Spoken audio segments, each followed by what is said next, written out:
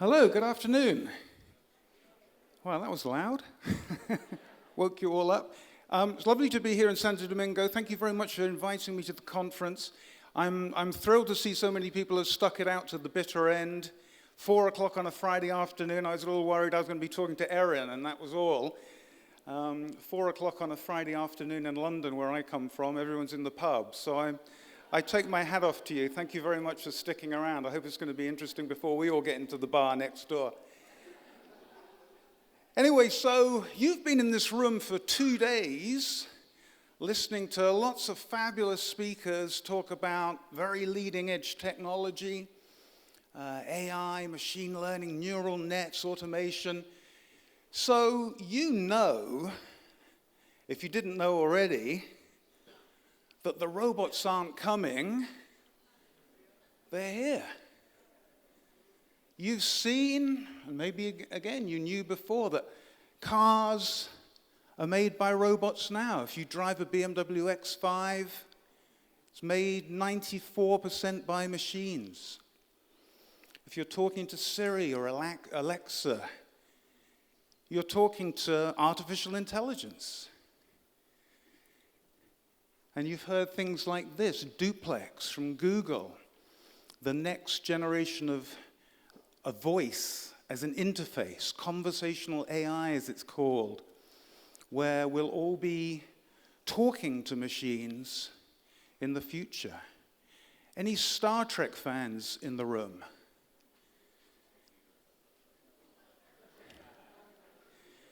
Did you ever see Captain Kirk type? In the future, we won't type, we'll talk.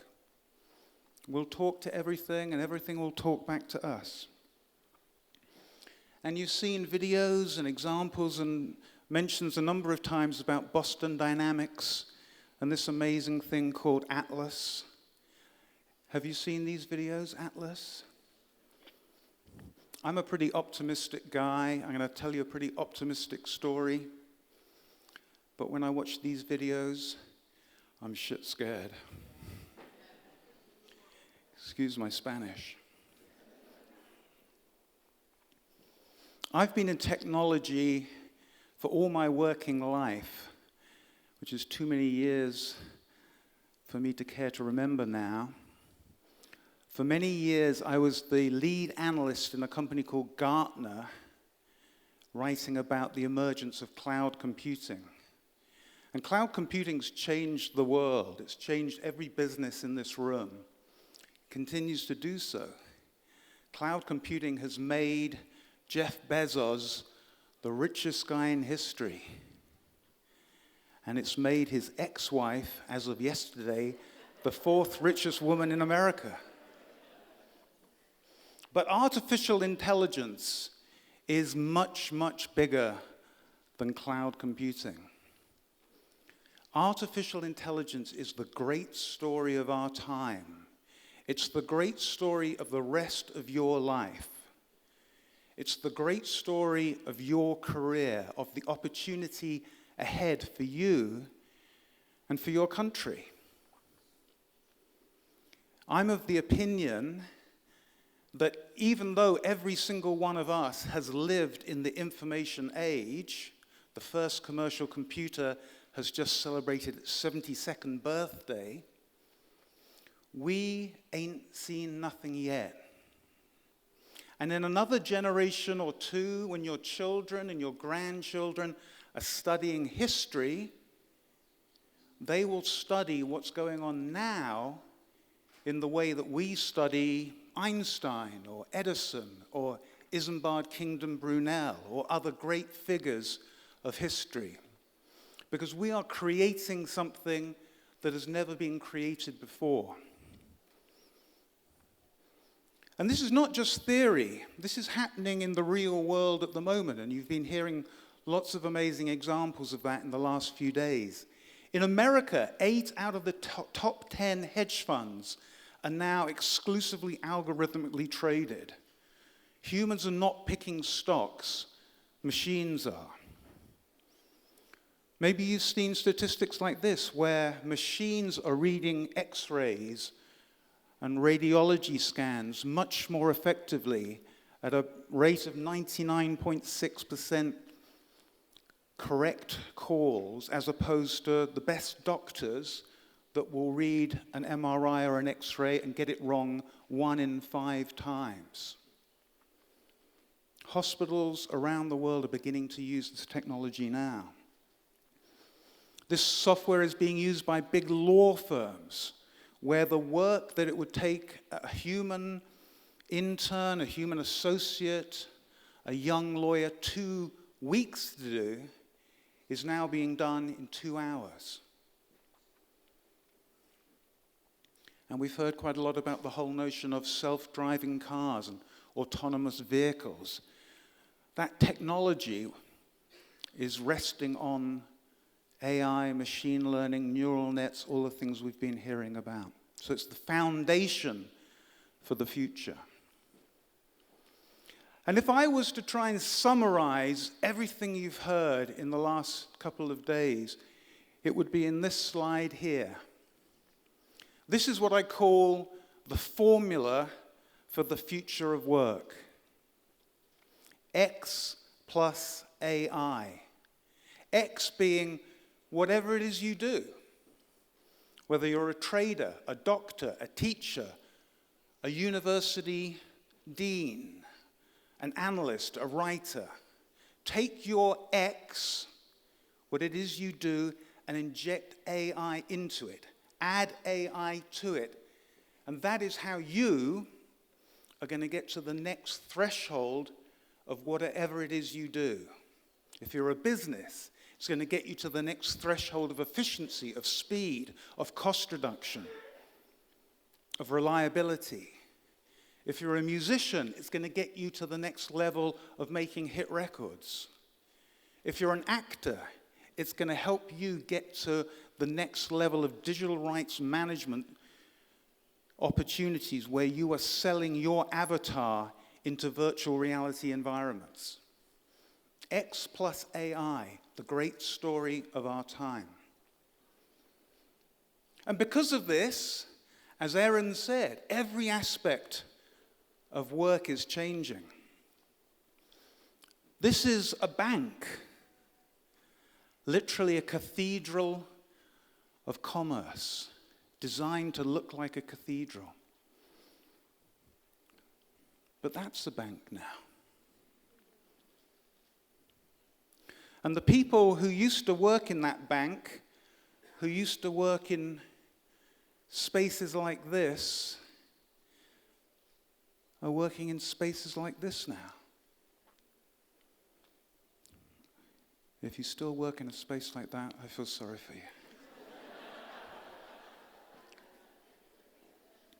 And the people in the bank who used to work in that space and now work in this space, sitting on the couch, well, when you think of a big bank like Goldman Sachs, you kind of think of that's what the people are wearing who work in Goldman Sachs. Wrong. Goldman Sachs has far more people wearing hoodies than wearing Brooks Brothers suits. Who's that? Anybody recognize that guy?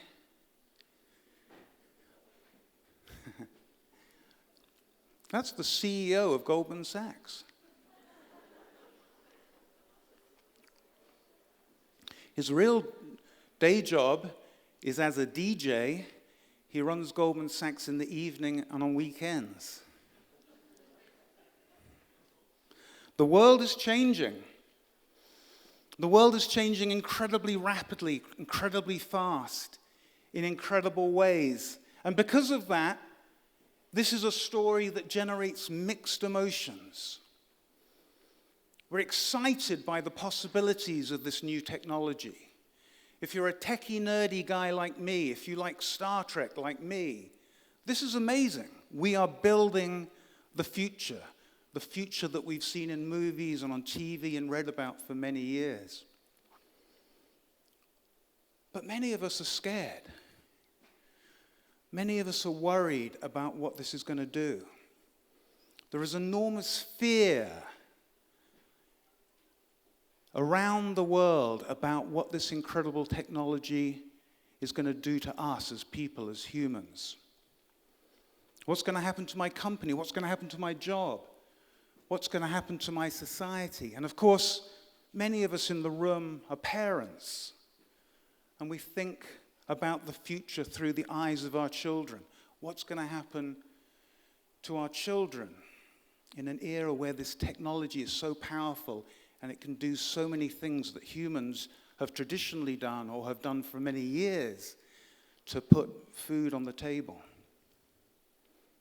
And some of you may be familiar with this study that came out of Oxford University a few years ago, which said that almost half of jobs that people do now will disappear because of technology. And if you're a student of history, you know that societies have always changed and adapted to changes in tools. We wouldn't live in the modern cities that we do now if we had been like this guy on the right, Ned Ludd, who was the original Luddite. You know that phrase, the Luddites, the people who tried to smash technology? If we'd all been like Ned Ludd and we'd smashed Microsoft Outlook, we wouldn't be living in the world we live today. So the question is, a question I've got to answer in 8.5 minutes, is when the machines do everything, what are you going to do? So in my 8 minutes, 12 seconds, I have some good news and some bad news. The bad news is in this slide, as is the good news. This is our analysis of how AI is going to impact jobs in the next 10 years. And it's quite different from Oxford University's research. We think that in the next 10 years, yes, there will be replacement of human work through software and AI. But it won't be 47%. It'll be more of the order of 12%. At the same time, we're going to make the vast bulk of jobs better by using these technologies to get that job, whatever it is you do, to the next threshold of performance. We're going to enhance your work. And what you've been hearing about the last couple of days is lots of examples of how technology as a tool is going to help humans do their work better. The examples this morning in the cybersecurity space were fantastic, I thought. They are tools that are going to enhance human performance and help us as a society. And then, most importantly, we're going to create new work. If this technology is powerful enough to take work away, it's powerful enough to create new work. And we've written extensively at the Center for the Future of Work about these new jobs and these new waves of opportunity. One that Erin is focusing on, space. Space is a huge new industry that's opening up. And we've written in detail about the jobs that are going to emerge in these new waves. This is a report that we produced a little while ago called 21 Jobs of the Future, where we laid out, you can see some of the jobs that are going to emerge in very short order. Things like augmented reality journey builder, a cyber city analyst, a personal memory curator. We wrote this report about 18 months ago. People liked it so much, we thought we'd do it again. 21 more jobs. So now we have 42 jobs.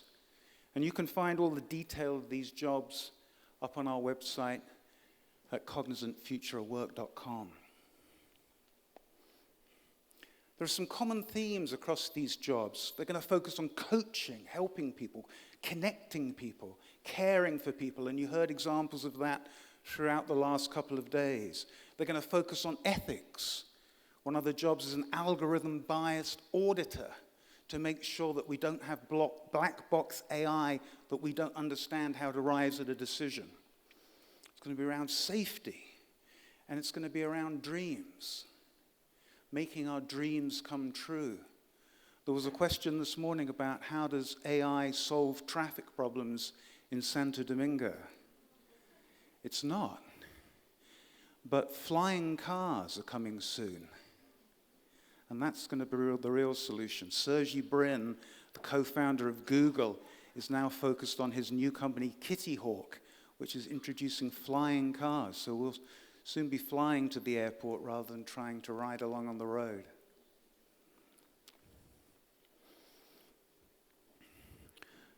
Lots of the jobs of the future are going to be very technical. These are some of the top jobs you can see, and you probably wouldn't be surprised by some of them. But this raises an interesting question, an interesting issue for society, and I call this the math crossroads. At 14 years old, most kids approach a crossroads in their life. Are you any good at maths, or are you not? If you're good at maths at 14 years old, the future has never been brighter. All of these technical jobs have as their foundation math. And if you're good at math, you can do anything. The truth is, though, that 75% of people in most developed societies, probably very true here as well, are not good at maths. There are 3 types of people in the world: those who are good at maths and those who aren't. So the question becomes, what do the non-math majors do to beat the robots? Because the math people are going to write the software, develop the software. The non-math people, well, what the hell do we do? Ringing a bell?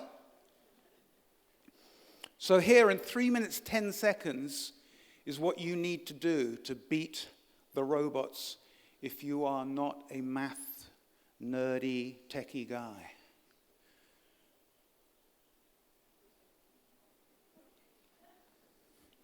Don't be a bad robot.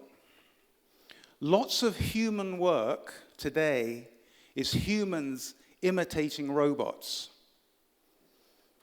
And in essence, being a bad robot. Because the real robots are now showing up to do that work. So don't be a bad robot. Be a good human being. Do the things that robots can't do. So here are 9 human traits for your future. Be curious. You have to want to understand what's going on. You have to want to go on this journey. And lots of people are not curious. Lots of people bury their head in the sand and don't want to know about the future. Mistake. You're obviously all very curious because you're at this event. And you can read about all of these interesting things at our website as well. Be funky. You have to mix odd things. Steve Jobs mixed a love of calligraphy with a love of supply chain management. And that made Apple the company it is today. Be flexible. Darwin told us it's not the strongest of the species that survives, it's the most adaptable.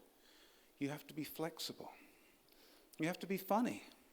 The highest level of human creativity is the ability to make somebody else laugh. So we shouldn't be so worried about our robot overlords. We should laugh at them, like Jimmy Fallon.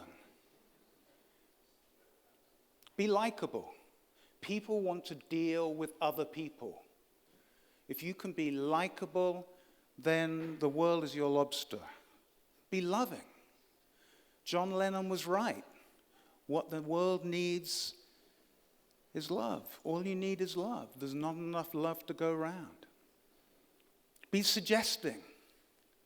The success of Amazon is based on the algorithm that if you like this, you'll like that. Be the human version of that. Suggest things. That's called value add in business terms. Be closing.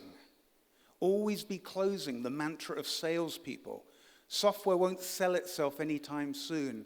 Everybody needs salespeople. Salespeople who are likable, who are human, who are funny. But this is the era of artificial intelligence, and the real number one thing that you need to do is be smart. The societies and the individuals that have risen through history have been the people who are smart. Education runs through this story right down the middle of it. Be smart. Go on the ride. So AI and you. We know this story, that in the last 100 years, we've gone in Western societies from 80% of people working on the farm to 2% of people working on the farm, producing more food than ever. The same is going to happen in the next 50 years.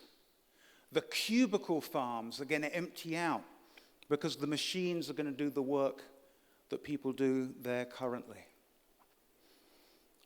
And these are the 4 E's of skills: eternal, enduring, emerging, eroding skills, which you will need at this crossroads that you individually, your company, your society is at. If you do the right things, leveraging this technology to enhance what it is you do and to develop the future of your work, the future's never been brighter. But if you do the wrong things, then the road ahead could be dark and pretty rocky. I hope that was interesting, and I look forward to the Q&A. Thank you.